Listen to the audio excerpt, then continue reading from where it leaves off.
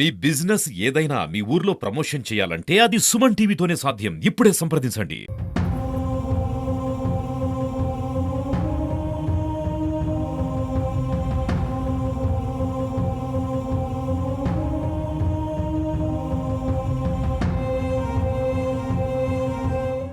Welcome to Suman TV. This is Satyam Prasad. రాష్ట్ర ప్రభుత్వం తోతాపూరి రైతులకు మద్దతు ధరగా ₹12 ప్రకటించింది. జిల్లా కలెక్టర్ సుమిత్ కుమార్ ఆధ్వర్యంలో ఇప్పటికే పలు జ్యూస్ ఫ్యాక్టరీల వద్ద ఆయన స్వయంగా పర్యవేక్షించి ఖచ్చితంగా రాష్ట్ర ప్రభుత్వం ప్రకటించిన ₹12 ధరను అమలు చేయాలని ఆదేశాలు జారీ చేశారు.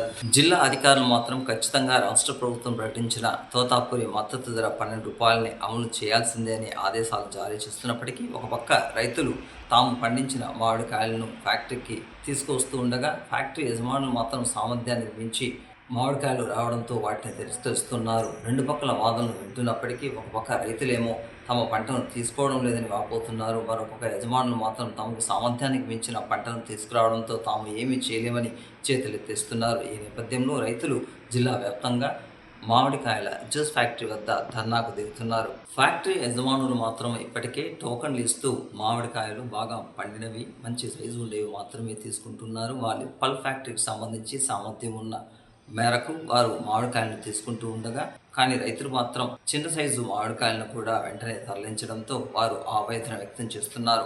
కానీ జిల్లా వ్యాప్తంగా ఇప్పటికే కొన్ని మామిడి ఫ్యాక్టరీలు మాత్రమే ప్రారంభమైనాయి, మరికొన్ని మూతపడి ఉన్నాయి. మొత్తం జిల్లా వ్యాప్తంగా ఈ మామిడి ఫ్యాక్టరీలు కానీ ప్రారంభమైతే ఈ సమస్య ఉండేది కాదు. ఈ సమస్యను అధిగమించడానికి జిల్లా అధికారులు కూడా కొంతవరకు చర్యలు తీసుకోవాలని మామిడికాయల ఫ్యాక్టరీ యజమానులు కోరుతున్నారు.